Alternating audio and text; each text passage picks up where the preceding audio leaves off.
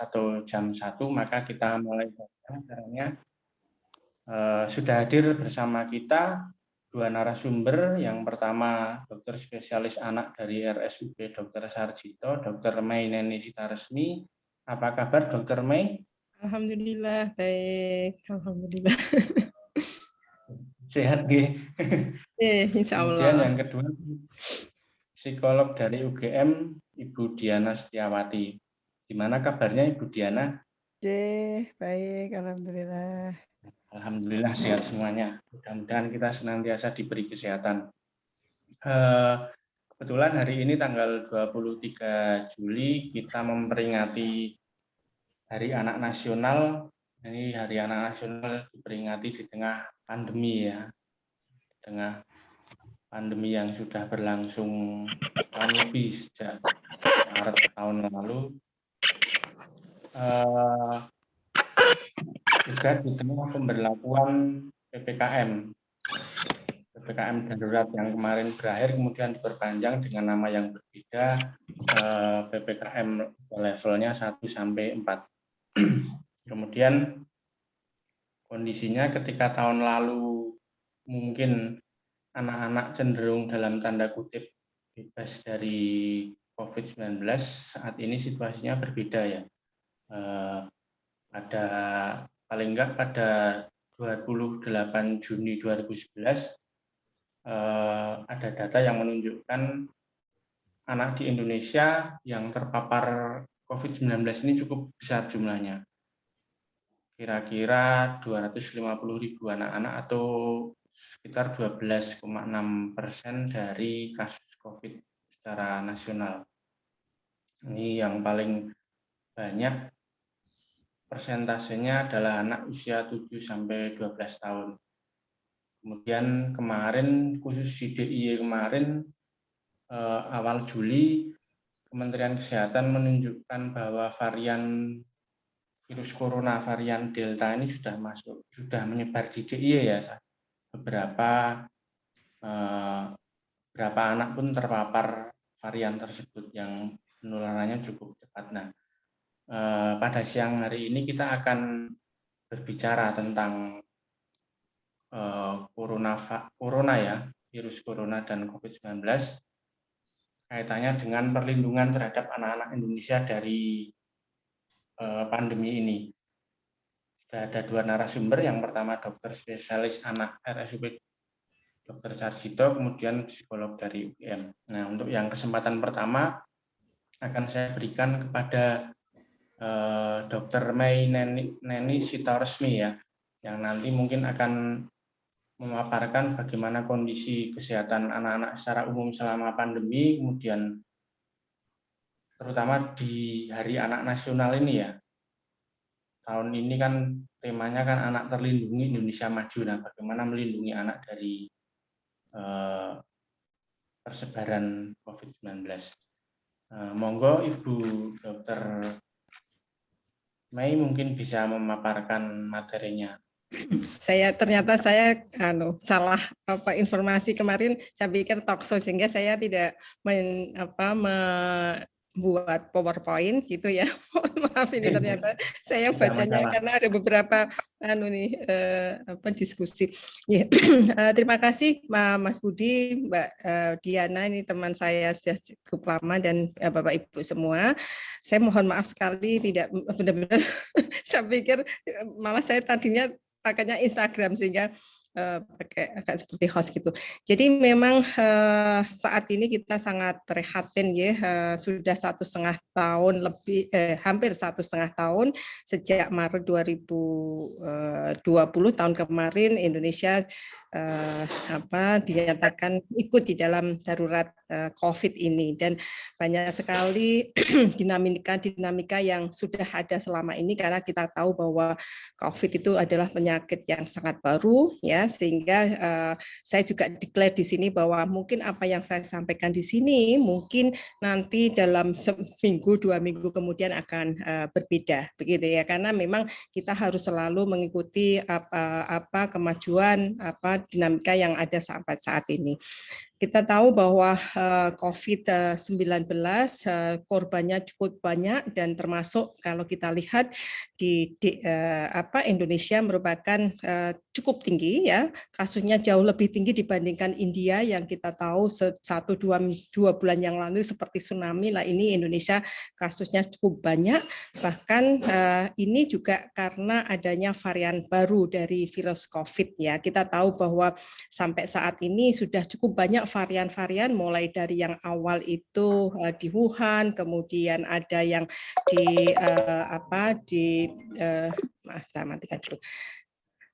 UK, kemudian habis itu di Afrika, di Brasil, dan yang terakhir kemarin adalah di India, bahkan sekarang ada Lambda. Ya, ini memberikan konsekuensi di mana virus-virus corona yang baru ini akan menyebabkan lebih mudah menyerang, menyebar gitu ya. Kemudian juga dimungkinkan ini juga akan menyebabkan manifestasi klinis yang lebih berat dan juga konsekuensi terhadap pencegahan. Salah satunya adalah kemanjuran vaksinasi terhadap varian baru juga mungkin akan bermasalah, kemudian juga uji diagnosis.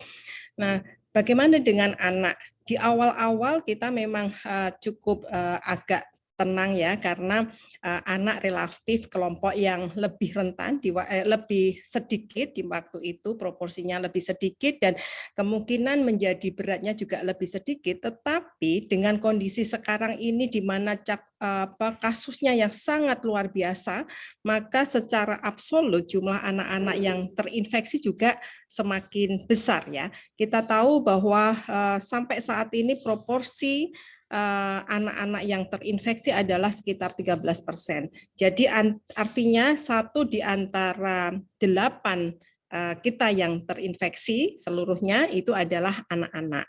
Ya, meskipun sedikit kalau kita jumlah itu juga cukup banyak ya, lebih dari saya kemarin menghitung 360-an ribu ya, cukup banyak ini ya.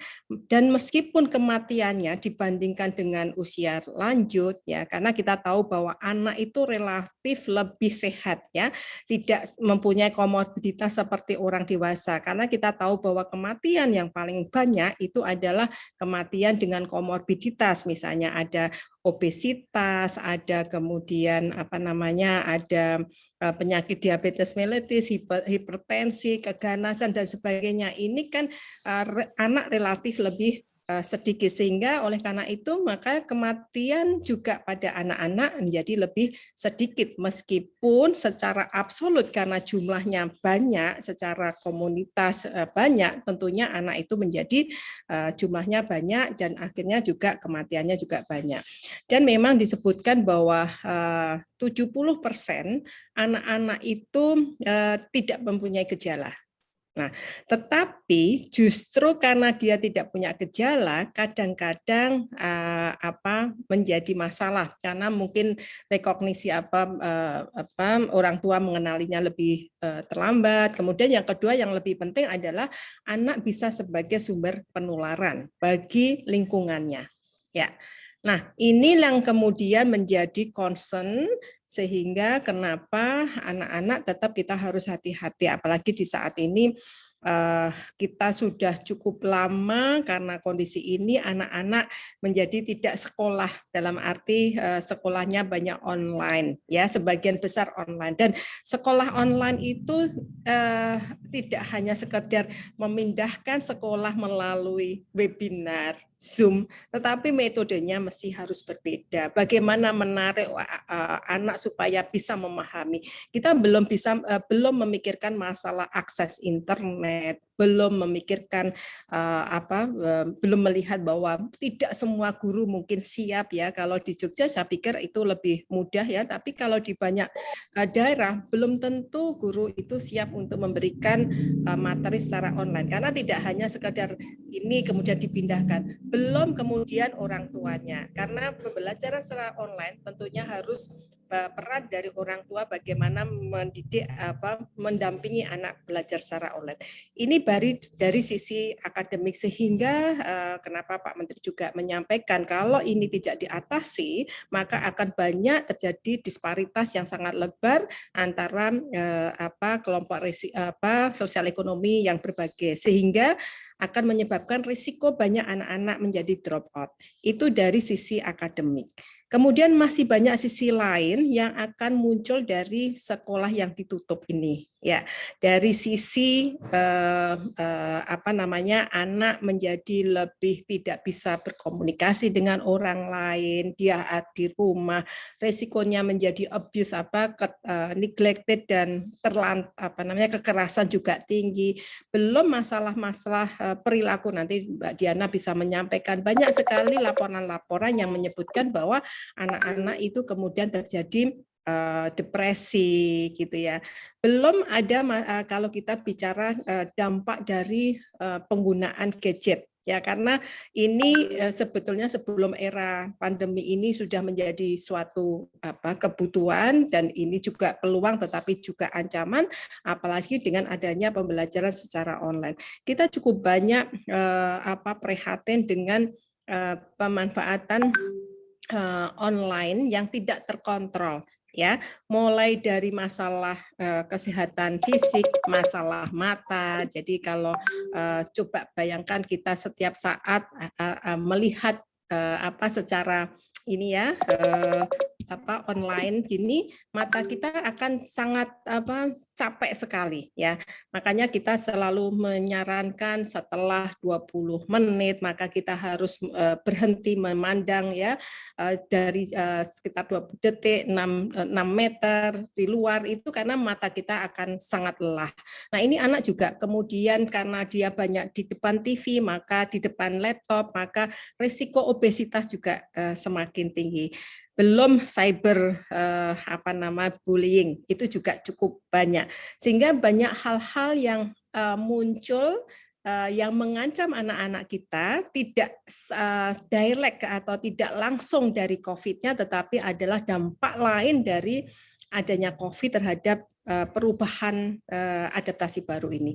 Nah, inilah yang kemudian harus kita antisipasi, dan di sini saya juga mengajak ya, alhamdulillah saat ini vaksin untuk anak-anak sudah tersedia ya, alhamdulillah. Saat ini yang sudah ada izinnya adalah vaksin Sinovac ya. Ini sudah tersedia untuk anak 12 sampai 17 tahun. Artinya ini menjadi peluang yang cukup baik karena untuk mempersiapkan anak-anak kita supaya tadi bisa masuk secara bauran.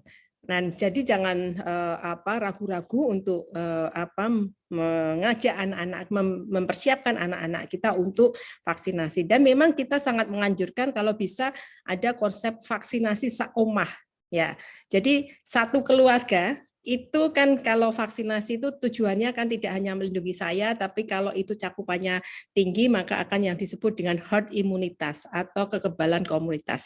Ini bisa tercapai kalau cakupannya itu sekitar 70%. Nah, sampai saat ini ternyata cakupannya sangat sulit mencapai 70%. Yang pertama waktu petugas kesehatan alhamdulillah lebih dari 100% ya.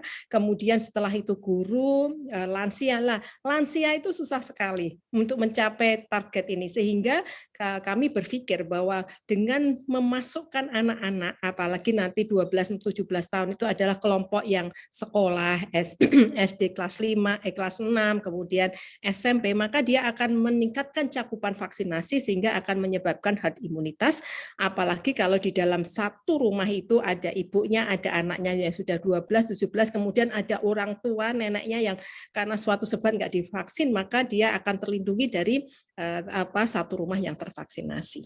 Nah, ini yang mungkin menjadi ajakan saya supaya di Hari Anak ini mari kita tetap menjaga anak-anak kita supaya tetap sehat, tetap tumbuh berkembang sesuai dengan potensinya, ya. Jadi kita persiapkan dengan menjaga kesehatan secara keseluruhan, mengajak untuk imunisasi, dan juga ini momen yang baik untuk anak-anak kita bagaimana menjaga menerapkan protokol kesehatan. Itu saja, nanti mungkin lebih banyak tanya jawab ya Mas Budi, mohon maaf sekali saya tadi kok dikiranya secara ya pakai Instagram sehingga secara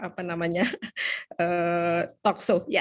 Mungkin sambil nanti mungkin Bu Diana akan menyampaikan, saya akan juga menyiapkan PowerPoint kalau diperlukan karena ada beberapa. Begitu Mas Budi. Demikian penjelasan singkat dari Ibu Mei. Kemudian sebelum lanjut ke Ibu Diana, mungkin nanti kalau ada pertanyaan bisa langsung raise hand atau mengisi di kolom chat ya. Selanjutnya tadi sudah juga paparkan sekilas kondisi anak-anak, mulai dari vaksinasi, kemudian kebanyakan anak yang tanpa gejala, kemudian situasi anak yang harus tidak bisa bersekolah harus di rumah karena situasi pandemi yang kondisi ini sudah berlangsung lama sekitar 1 tahun. Nah, selanjutnya kita akan melihat mungkin dari sisi psikologi ya. Sudah hadir dari Ibu Diana. Ibu Diana ini dari Center for Public Mental Health Fakultas Psikologi UGM. Monggo langsung saja Ibu Diana mungkin memaparkan bagaimana sih situasi anak-anak di masa pandemi, terutama ketika tidak bisa sekolah, apa dampaknya untuk mereka, kan mereka terus nggak bisa berkumpul sama teman-teman sebaya ya, paling cuma sama teman-teman sebaya di lingkungan sekitar rumah. Monggo Ibu. Terima kasih sekali. Kita sudah mendengar dia dari Bu Maineni dengan kondisi yang seperti tadi gitu ya. Kemudian langkah-langkah seperti sekolah online itu ternyata menjadi pilihan saat ini begitu ya. Terus kemudian juga tadi ya vaksin untuk anak dan sebagainya, dan ya yang jelas anak-anak menjadi banyak di rumah gitu ya. Sampai ya mudah-mudahan dalam waktu dekat kita bisa melihat situasi lebih baik dan sekolah juga siap untuk itu. Nah, beberapa hal yang tadi mungkin diutarakan oleh Bu Mei, saya coba share screen ya, sebentar. Ya, jadi saya akan memperlihatkan ini saja ya. Jadi ada sebenarnya yang lebih kita takutkan kalau dari segi psikologis itu adalah long term effect gitu ya. Jadi anak-anak itu gitu ya, kalau tidak diantisipasi atau kita ya hanya mengalir saja seperti tadi Bu Mei bilang anak-anak terlantar dan seterusnya, maka anak-anak ini akan menjadi anak-anak menjadi generasi yang mengalami the longest and the darkest effect of pandemic gitu. Jadi yang paling berat dampaknya itu ya pada anak-anak. Kenapa? Karena mereka ini kan hidupnya masih lama, dinamikanya itu masih banyak gitu ya. Sementara kalau kita orang tua itu udah cukup punya banyak bekal gitu-gitu. Nah, oleh karena itu ya kita harus melihat, harus waspada gitu ya. Kenapa anak itu bisa tertekan gitu ya? Karena mungkin melihat orang tuanya tertekan gitu. Terus atau dipaksa menghindari bahaya yang tidak tampak. Terus apalagi kalau anak itu datang dari keluarga yang kekurangan, tidak ada gadget untuk belajar, tidak ada supervisi. Kalau misalnya ada gadget tidak ada supervisi karena tadi ya penggunaannya matanya jadi sakit, terus kemana-mana nggak sekolah tapi malah kemana-mana malah online ngelihat yang tidak-tidak kayak gitu.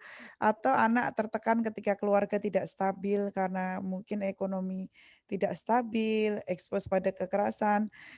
Tertunda pemenuhan kesehatannya, saya yakin sekarang ini banyak sekali ya kebutuhan kesehatan anak yang mungkin pada masa-masa biasa sudah cukup bagus gitu, tapi mungkin Dokter Mei bisa nanti mungkin menceritakan apakah kemudian kalau cuma sakit gigi sedikit, apakah anak dibawa ke dokter gigi, kan enggak pastinya gitu ya, menunda nanti dulu. Kalau bahkan mungkin imunisasi juga ada tertunda dan seterusnya. Nah, terus putus sekolah tadi untuk anak-anak yang tidak memiliki perlengkapan.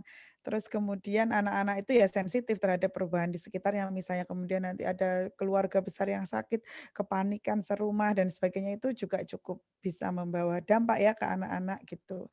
Kesulitan atau bahkan kehilangan akses pada pendidikan ya, ini karena kalau kita mau membicarakan tentang sekolah online, karena digital divide itu putus sekolah, kehilangan tahun-tahun emas gitu ya.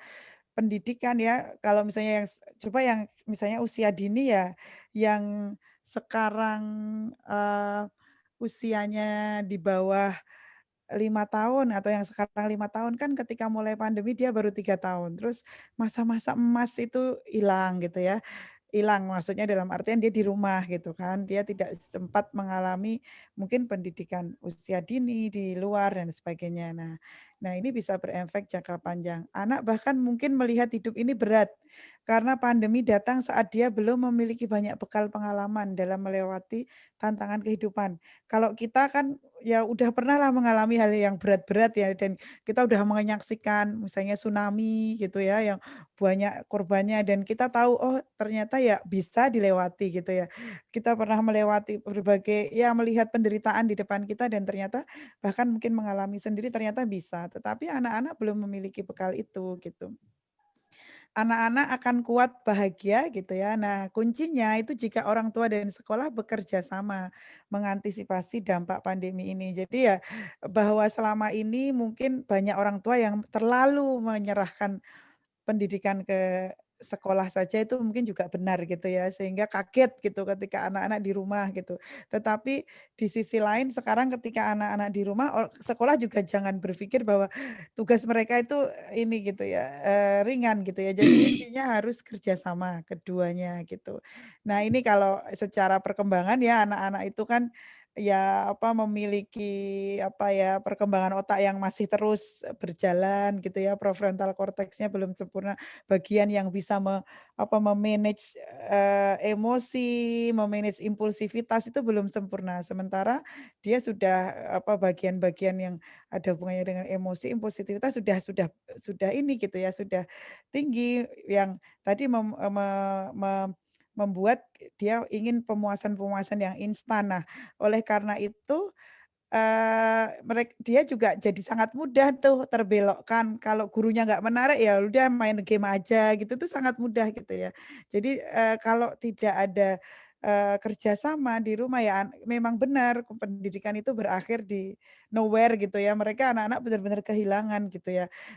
Anak-anak tidak ada yang kecanduan PR, tetapi anak-anak itu apa, mudah sekali kecanduan apa-apa yang ada di gadget karena misalnya main game itu memang ada reward instan dari itunya, ada tantangan-tantangan yang menarik pemuasan kebutuhannya. Tetapi kalau PR mungkin udahlah nagih ditagih-tagih terus, habis itu reward-nya nggak ada, kadang kayak gitu ya, sehingga anak-anak merasa ya nggak suka kayak gitu. Nah, kuncinya pada keluarga dan sekolah.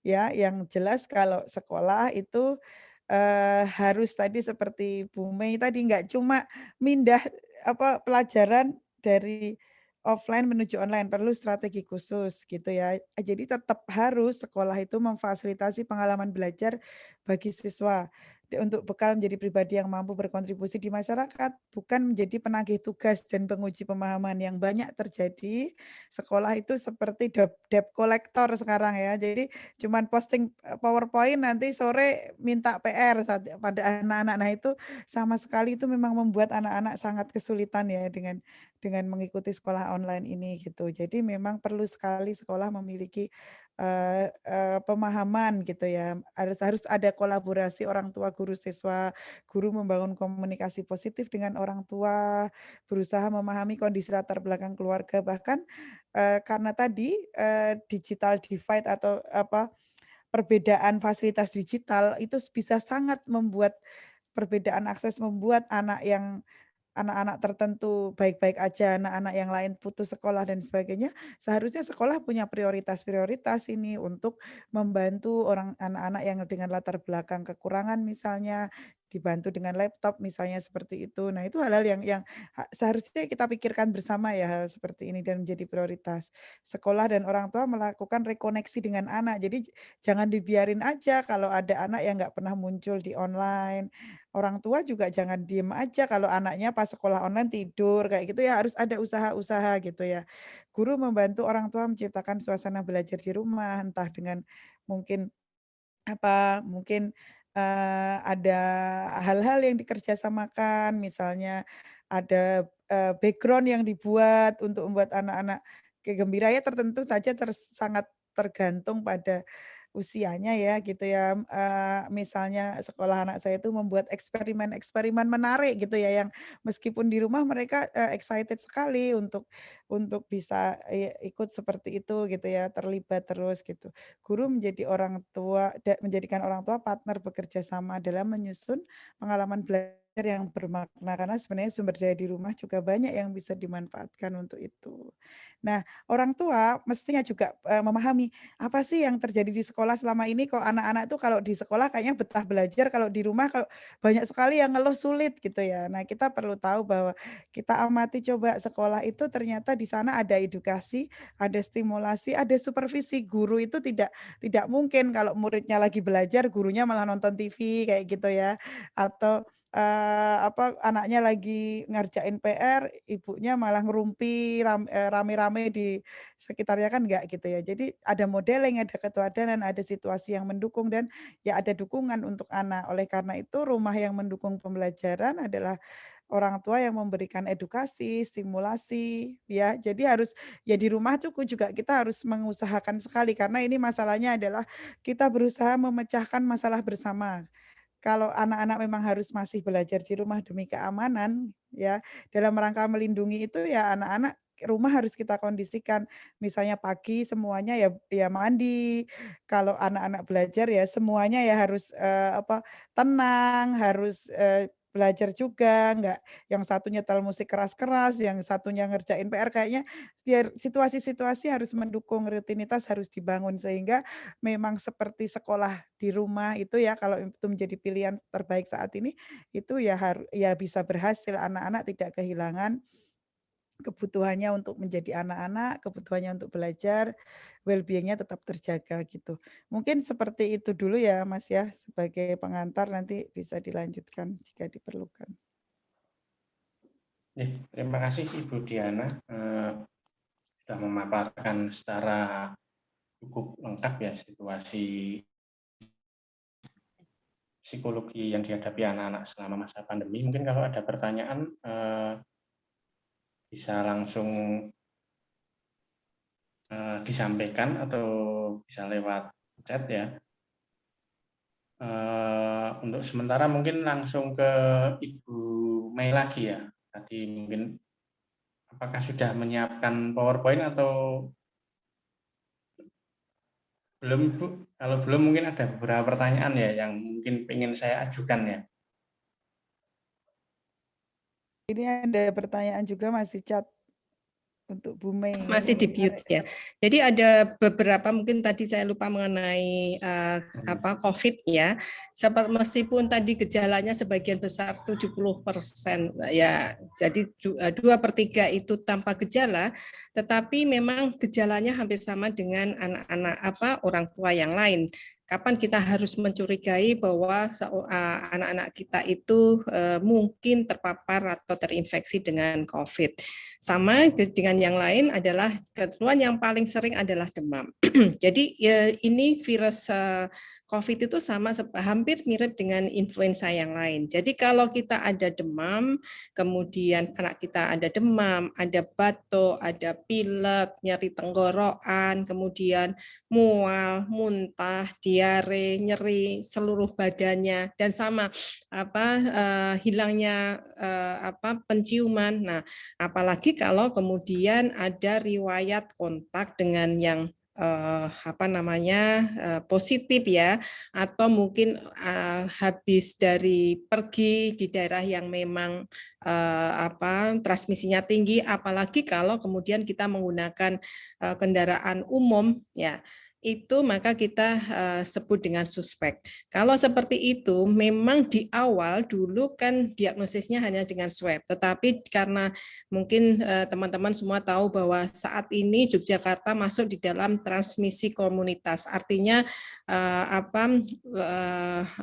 pola transmisinya paling tinggi ya, kan ada 1, 2, 3, 4 lah, kita itu termasuk yang keempat di DIY ini, di mana kalau kita lihat kemarin laporannya positif rate dari screening itu adalah 40%. Nah, kalau seperti itu maka kemudian terutama di Sleman itu sudah ada aturan bahwa untuk menegakkan diagnosis itu tidak perlu dengan menggunakan PCR, karena PCR lebih mahal dan kemudian lebih lama, apalagi saat ini kan cukup banyak, kita bisa menggunakan dengan swab antigen.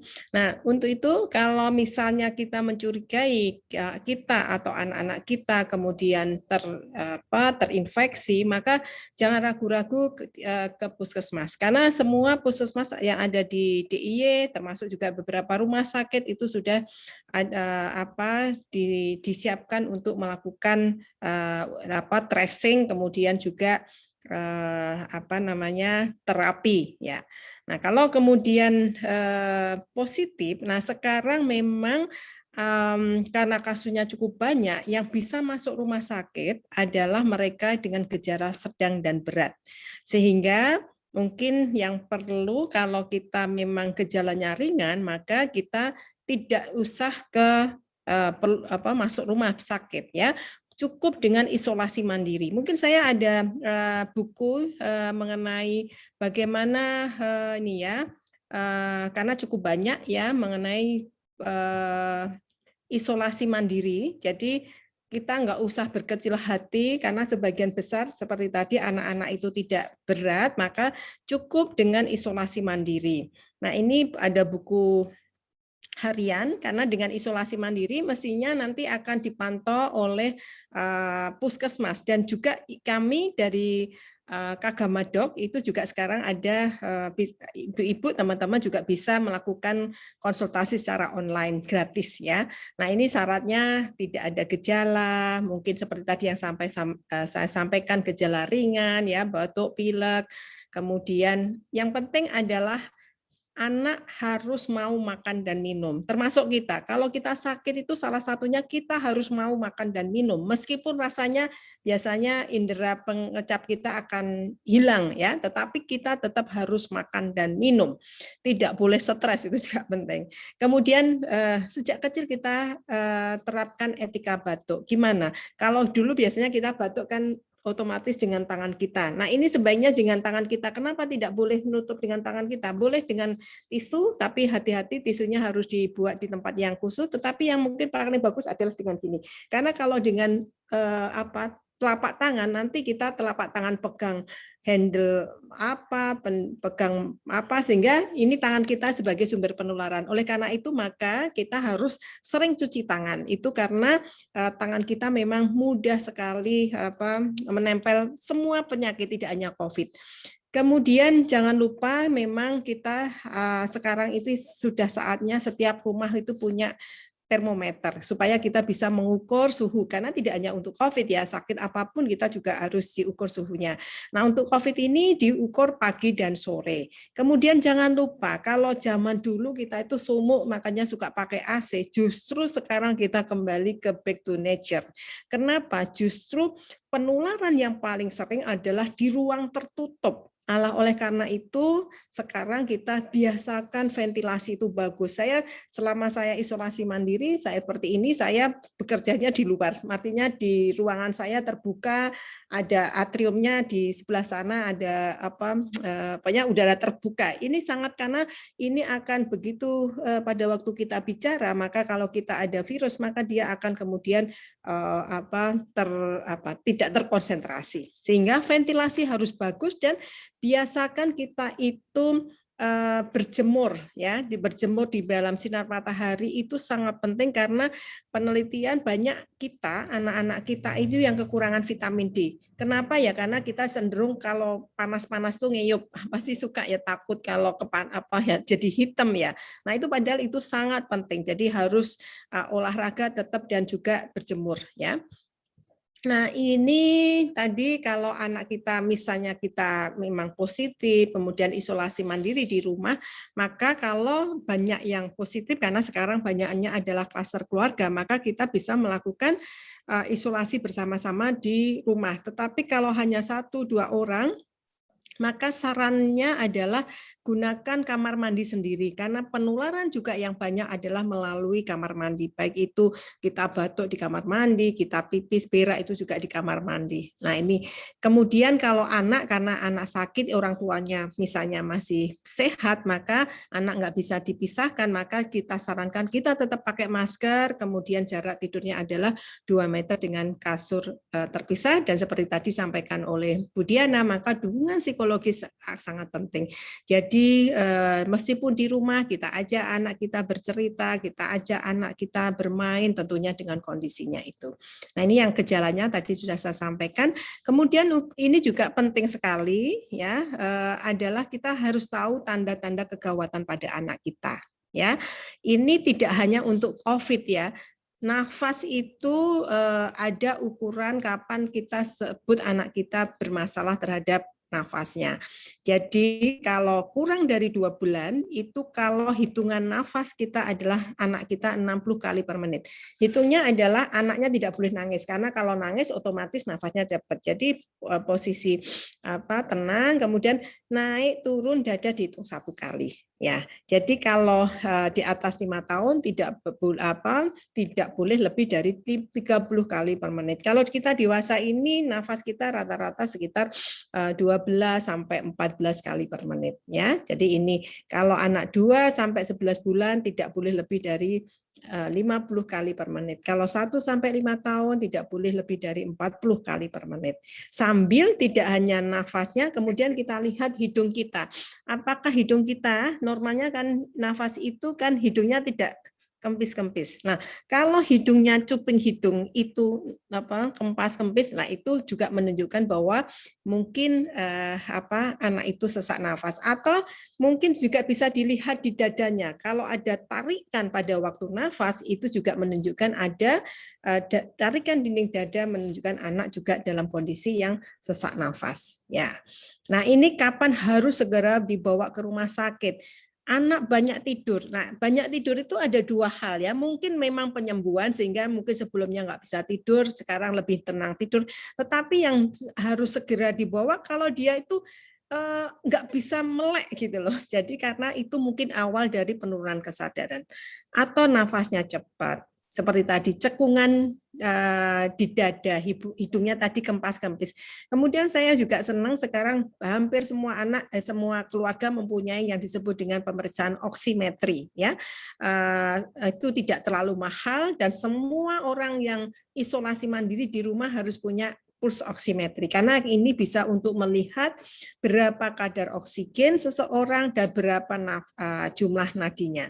Kalau itu kurang dari 95%, maka harus diperiksakan untuk memastikan bahwa kondisinya baik ya. Kemudian kalau dia demam lebih dari 7 hari, karena seperti ini influenza, seperti COVID itu mestinya demam tidak lebih dari 7 hari. Kalau lebih dari 7 hari berarti itu juga ada komplikasi infeksi bakteria. Kemudian sama seperti penyakit yang lain, kalau ada kejang harus segera dibawa ke rumah sakit apapun penyebabnya. Kemudian tadi tidak mau makan minum, mata cekung, pipisnya berkurang, itu menunjukkan dia anak itu terjadi kekurangan cairan atau dehidrasi. Kemudian tentunya kalau terjadi penurunan kesadaran. Nah, ini ya. Kemudian ini tadi yang juga ada beberapa kita prihatin saat ini cukup banyak ibu-ibu hamil yang konfirmasi positif COVID. Nah, ini dan kematian ibu karena jadi ibu hamil termasuk kondisi komorbiditas yang akan memperburuk outcome baik untuk ibunya maupun si bayi. Sehingga kalau ibunya, dan sekarang sudah ada kebijakan ya, trimester ketiga semuanya harus dilakukan screening apakah dia positif atau negatif, dan protokol kesehatan tetap dikerjakan. Kalau ibunya positif, lahirnya memang harus kondisi yang khusus ya, tidak harus di rumah sakit rujukan Sarjito gitu. Mestinya setiap rumah sakit yang mempunyai protokol itu bisa dilakukan ya.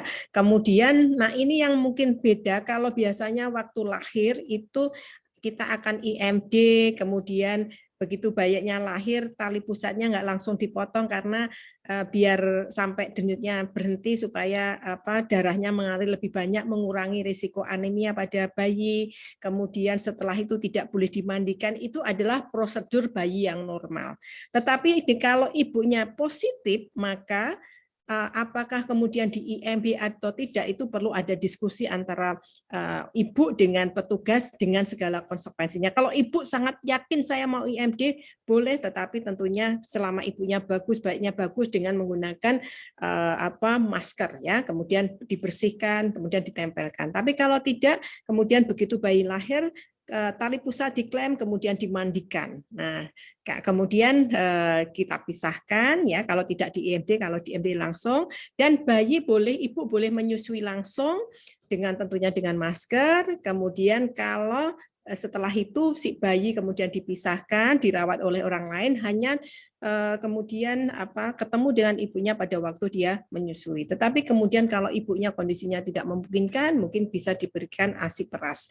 Karena ASI pada bayi-bayi ini justru banyak manfaatnya. Biasanya kalau ibunya sakit, di dalam tubuhnya ada kekebalan, nanti dia bisa dikeluarkan lewat si ASI itu. Ya, nah ini yang protokol biasanya akan kita sampaikan, termasuk bagaimana mencuci tangan itu menjadi penting sebelum menyentuh si bayi dan menyusui si bayi. Ya, ini ya. Kemudian ini yang tadi saya sampaikan, ini sudah alat pengukur ini. Nah, ini yang disebut dengan pulse oximetry, ini tidak terlalu mahal. Kemudian obat-obatan, ada obat demam.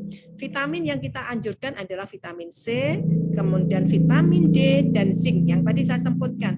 Harusnya teorinya di Indonesia itu sumber vitamin D itu banyak, karena itu bisa dari provitamin D yang kena sinar matahari. Tapi kan kita sekarang banyak yang pakai busana muslim, yang tidak pun juga takut ya, sehingga ternyata kekurangan vitamin D sangat besar, dan vitamin D sangat diperlukan untuk daya tahan tubuh termasuk COVID. Jadi tidak hanya untuk COVID, dia juga penting untuk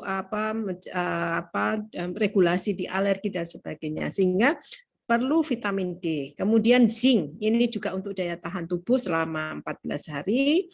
Diberikan ini untuk yang konfirmasi ya sudah positif. Kalau yang dia masih untuk pencegahan, boleh diberikan vitamin C. Yang paling bagus itu adalah vitamin C dalam bentuk tidak harus obat, tetapi misalnya kita banyak sumber-sumber buah-buahan yang mengandung vitamin C.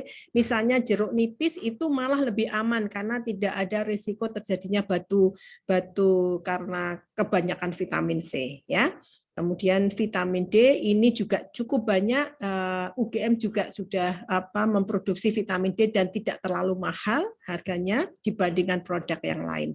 Nah ini ya jaraknya menggunakan, kemudian yang penting mengajari menggunakan masker itu menjadi penting.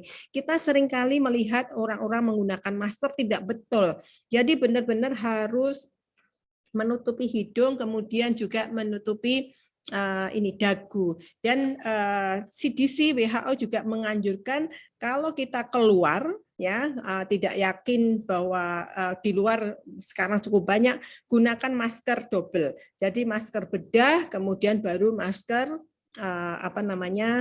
kain. Nah, ini akan sangat mengurangi risiko terjadinya transmisi. Kemudian jarak, jangan cuci tangan, jangan bersentuhan. Ini memang merubah kultur kita. Biasanya kita tuh kalau ketemu kan otomatis salaman. Nah, ini sekarang memang sebaiknya tidak ini ya, salaman, cuci tangan. Kemudian cuci tangan juga harus yang benar ya. Tidak hanya sekedar air, tetapi harus dengan sabun ya. Kenapa harus dengan sabun tangan? Karena bakteri, virus itu permukaan luarnya itu terdiri dari lemak, dan kalau kemudian kita cuci dengan sabun berbusa, maka lemaknya itu akan terurai sehingga si bakteri virus itu akan mati. Nah, kenapa pentingnya adalah cuci tangan dengan menggunakan sabun dengan cara yang betul. Ada langkah-langkahnya, saya pikir semua sudah tahu ya. Kemudian etikat batuk ya harus menggunakan tisu seperti tadi. Nah, ini tadi protokolnya suhu, saturasi, diukur suhunya berapa gitu ya, makannya apa saja boleh makan ya. Kemudian untuk bayi tetap berikan, ibu yang menyusui tetap berikan ASI ya. Ini nah, pada waktu tidur maka tidak boleh pakai masker ya karena resikonya nanti oksigennya, CO2-nya juga bisa masuk. Kemudian juga untuk masker itu di bawah 2 tahun atau anak yang disabilitas, anak yang belum paham memang sebaiknya tidak dipakai. Oleh karena itu memang sebaiknya nggak keluar gitu ya. Itu yang penting. Apalagi ya, cuci tangan sudah mungkin. Nah, ini cara-caranya mungkin saya pikir semua sudah tahu ya.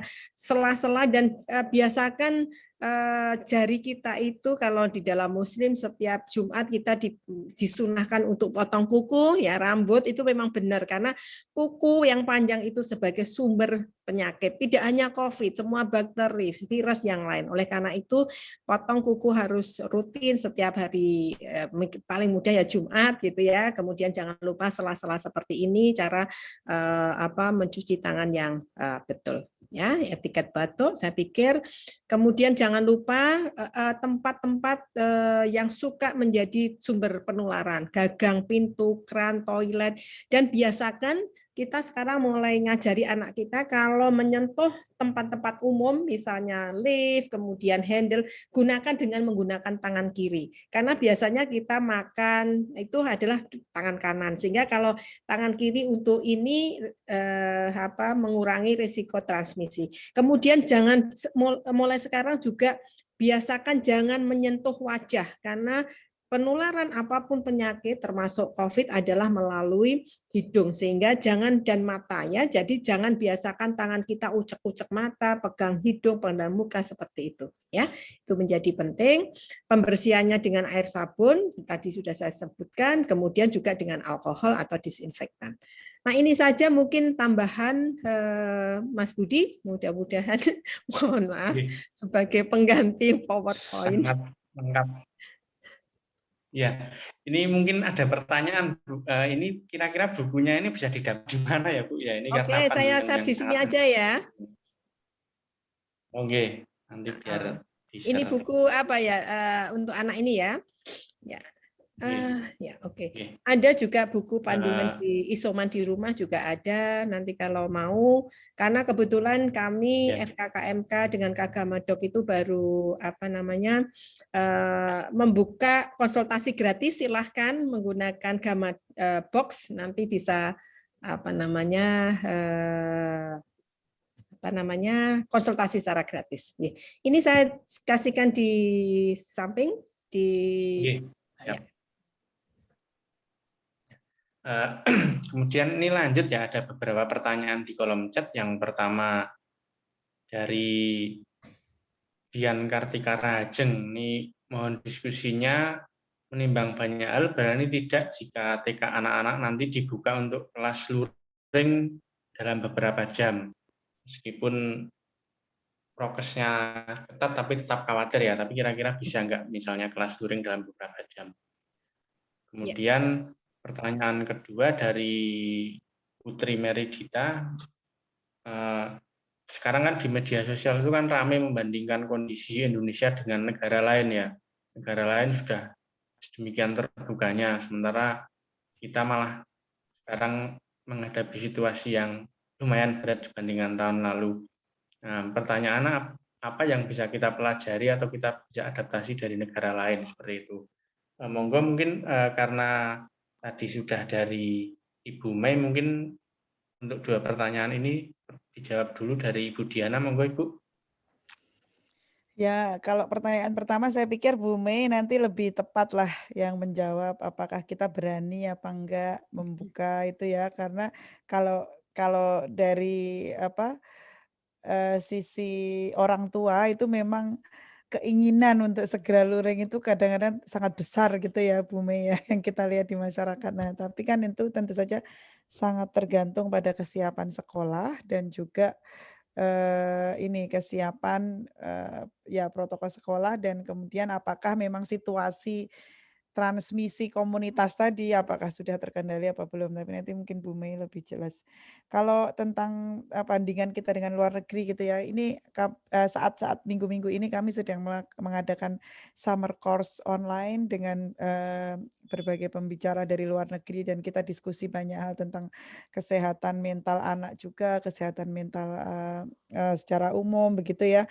Memang, menurut para ahli yang di berbagai negara yang diskusi dengan kami itu sebenarnya kunci dari segala sesuatu itu adalah pengendalian infeksinya gitu.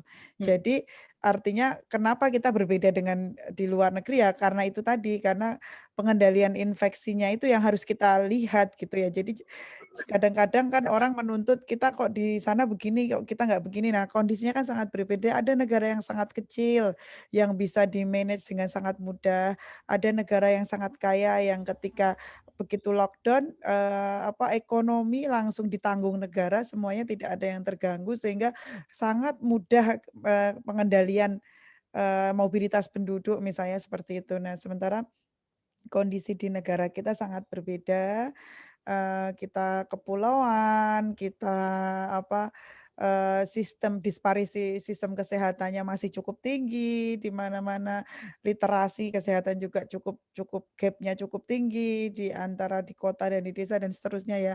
Ya sehingga memang tantangannya sangat luar biasa gitu ya, sehingga memang, kalau saya bertanya kepada para ahli, apa sih, seperti apa idealnya kita? Pokoknya untuk bisa menuju ideal itu, pertama kali yang harus dilakukan adalah pengendalian infeksi itu sendiri gitu. Jadi itu harus menjadi fokus utama yang akan menyelesaikan masalah, ekonomi, menyelesaikan masalah pendidikan dan sebagainya, begitu.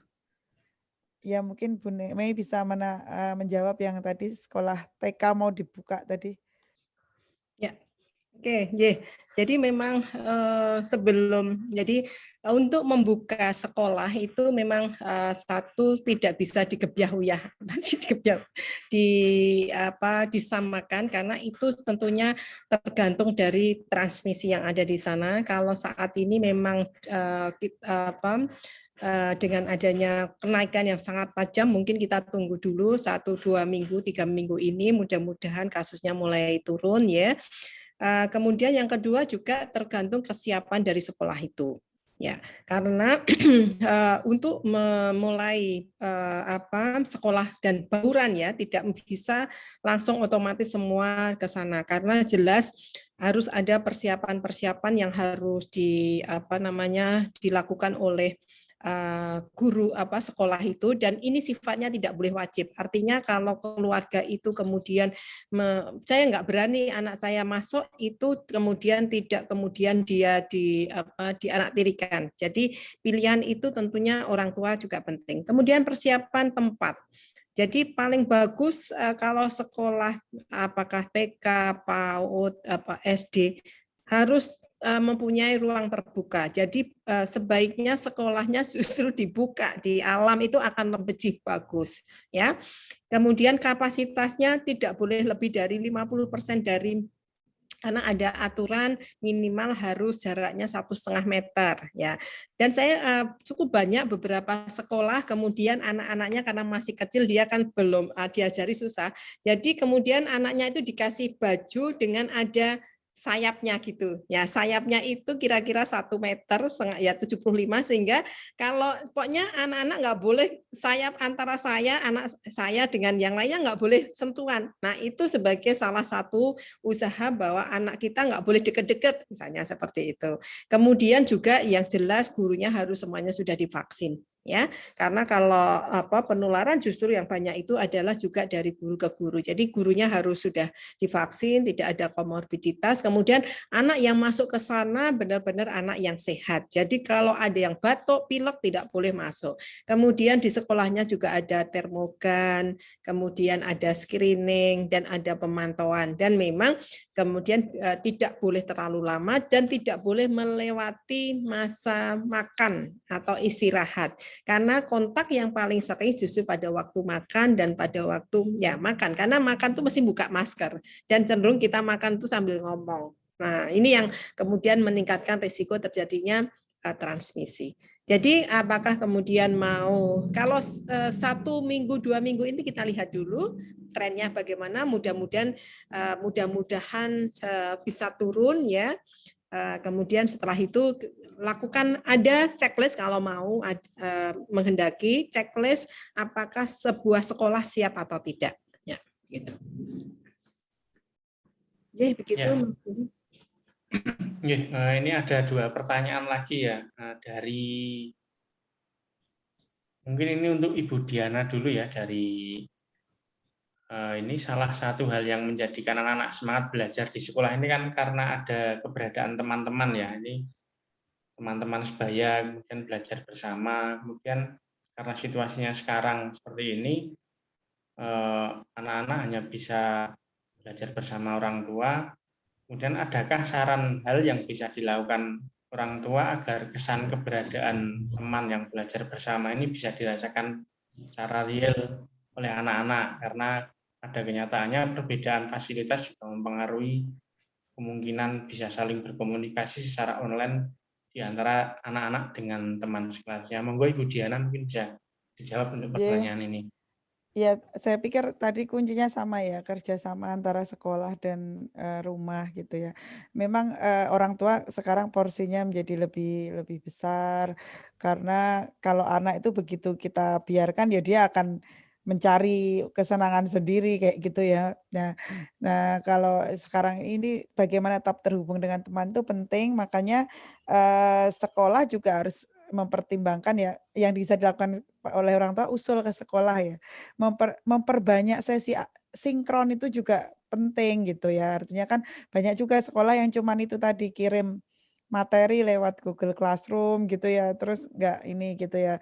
Padahal kan ya sekarang kan kemudian kita memang sekarang sudah harus melihat invest software, invest hardware sama apa koneksi itu ya sebagai investasi ya gitu ya. Jadi ya hal-hal seperti itu ya harus diprioritaskan. Sangat mungkin sekolah itu antar orang tua saling membantu atau sekolah bisa menyapa, melihat latar belakang masing-masing murid jika perlu dibantu gitu ya. Jadi sesi sinkron itu penting untuk membuat anak merasa temannya ada, seperti ini kan ada gitu ya. Saya ngobrol gini kan memang kita tetap terhubung meskipun kita di rumah masing-masing gitu. Seperti itu Kak, dia ada kayak misalnya sekolah anak saya itu bahkan sarapan bersama gitu, bahkan sendiri-sendiri tapi di layarnya masing-masing misalnya, hal-hal seperti itu kan membuat ini ya, bonding yang lebih lah di antara anak-anak gitu. Oke, baik. Kemudian pertanyaan selanjutnya dari Syarah ini ya, ini tanya soal kebiasaan merokok. Ini untuk Ibu Maina ini mungkin ya, nanti bisa dijawab. Di rumah ada kakek sama paman yang merokok dan 2 minggu ini anak-anak gantian sakit panas dan batuk. Mungkin bisa dijelaskan ciri-ciri anak yang sakit karena dampak rokok itu apa saja ya? Monggo Ibu Neni. Ya, saya pikir semua sudah paham ya bahwa rokok itu asapnya itu memang makanya sekarang tidak hanya yang rokok, tidak hanya perokok pasif aktif, bahkan perokok ketiga. Kalau dulu kan perokok 1, 2, kalau perokok 2 itu saya ngerokok di depan anak saya. Ternyata dampaknya tidak hanya situ. Kalau saya merokok, kemudian di dalam ruangan, di sofa, di kursi, dan anak-anak kita bayi kemudian nyentuh dia itu sudah masuk di dalam perokok ketiga, meskipun tidak pada waktu merokok dia tidak langsung. Nah ini sudah cukup banyak akan bahwa merokok itu akan merusak. Jadi saluran nafas kita itu kan seperti pipa gitu ya. pipa kita itu kalau harusnya halus gitu, sehingga kalau ada benda karena halus dia licin, tidak bisa menempel. Ya, sehingga sama seperti itu. Kalau kemudian saluran nafas kita bagus, licin, kemudian apalagi ada namanya silia, jadi dia mendorong ke atas sehingga bakteri virus itu nggak bisa nempel di saluran nafas sehingga tidak masuk ke dalam tubuh kita. Tetapi dengan adanya merokok maka akan merusak namanya epitel saluran nafas itu sehingga virus bakteri lebih mudah nempel ya karena dia sudah cacat itu sehingga lebih mudah nempel, lebih mudah masuk sehingga bisa menyebabkan penyakit infeksi saluran nafas atau inflamasi. Tidak hanya infeksi, bahkan mereka yang asma juga bisa memudahkan timbulnya serangan. Nah, kalau kemudian saat ini kita agak susah membedakan apakah ini batuk pileknya karena flu biasa, apakah karena influenza yang berat, apakah COVID, apakah mungkin batuk karena reaksi inflamasi, reaktivitas karena rokok, agak susah ya, sehingga memang kalau kemudian ada kita curigai ada batuk, pilek, panas di daerah yang memang transmisi seperti ini, kita agak susah melihat sekarang itu susah siapa yang nular, siapa nulari, siapa ketularan saat ini susah. Maka memang harus dicurigai ya untuk kemungkinan adanya COVID. Begitu ya, sehingga memang ini sebetulnya apa yang kadang-kadang sih kalau orang tua nenek bilangnya apa ya nggak batuk ya aku mati, tapi kalau ini bukan untuk nenek kakek, untuk kakaknya yang usianya sudah tua, tapi ini kan untuk anaknya yang masa depannya masih lama ya, jadi mestinya biasanya kalau untuk untuk cucunya ya mudah-mudahan mau ya begitu. Oke. Sebenarnya masih ada beberapa pertanyaan ya, tapi karena ini waktunya sudah jam 2 karena keterbatasan waktu, waktunya sudah habis. Jadi tadi saya pikir Ibu Maineni dan Ibu Diana sudah memaparkan secara cukup komplit ya tentang situasi anak-anak di masa pandemi. Tadi juga sudah ada tips-tips seperti tips-tips isoman dan melindungi anak. Nah, mungkin ini dari Ibu Maineni dan Ibu Diana Setiawati ada pesan khusus untuk Hari Anak Nasional ini ya, terutama di situasi sekarang seperti ini. Bagaimana sih apa yang harus kita lakukan, apa yang dilakukan orang tua untuk melindungi anak? Apa kuncinya? Monggo dari Ibu Maineni. Yang satu ya, terapkan pola hidup yang sehat ya untuk kita semua, mulai dari kebersihan tadi, sirkulasi udara dan sebagainya, tidak merokok gitu, makan yang bergizi, kemudian olahraga tetap penting, kemudian kalau masih punya bayi-bayi imunisasi harus penting, imunisasi tidak hanya COVID ya, imunisasi yang memang sudah menjadi haknya anak tetap harus dilakukan imunisasi. Kemudian kalau sudah memenuhi syarat 12 tahun ke atas, tidak punya komorbid, ayo kita imunisasi COVID, jangan ragu-ragu. Protokol kesehatan diterapkan, kalau tidak penting nggak usah pergi keluar ya, apalagi ke mall, ke apa yang nggak perlu, jadi pergi memang karena terindikasi begitu. Kemudian dampingi anak-anak kita belajar di rumah, meskipun tidak bisa keluar, tapi bisa kita lakukan olahraga, bermain, bercerita bersama anak ini, dan ini momen yang cukup berharga bagi kita untuk kayak reunion, melekatkan kita dengan anak-anak kita. Itu saja pesan saya, ya, monggo. Ibu Diana, monggo.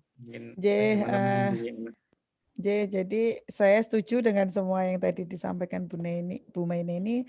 Tambahan dari saya adalah bahwa pandemi ini sebenarnya gitu ya, ada potensi anak-anak kita itu menjadi anak-anak yang kuat, menjadi anak-anak yang resilient gitu ya. Dan mungkin kita ini kan sebenarnya menyaksikan sebuah era baru gitu. Kita adalah saksi sejarah dibukanya sebuah era baru ke depan, mungkin sebenarnya meskipun mereka sekolah offline pun ada banyak kesempatan kalau mau anak menguasai 5 bahasa sekaligus bisa dengan cara sekolah online, meskipun mereka nanti tetap sekolah di sekolah, tapi sore hari mereka bisa pilih kursus-kursus dan sebagainya. Itu kan hal-hal yang kita ini gerbang menuju sesuatu yang baru, asal memang kita semua punya cara pandang positif terhadap ini semua, mampu mengajak anak kita memaknai secara positif gitu ya.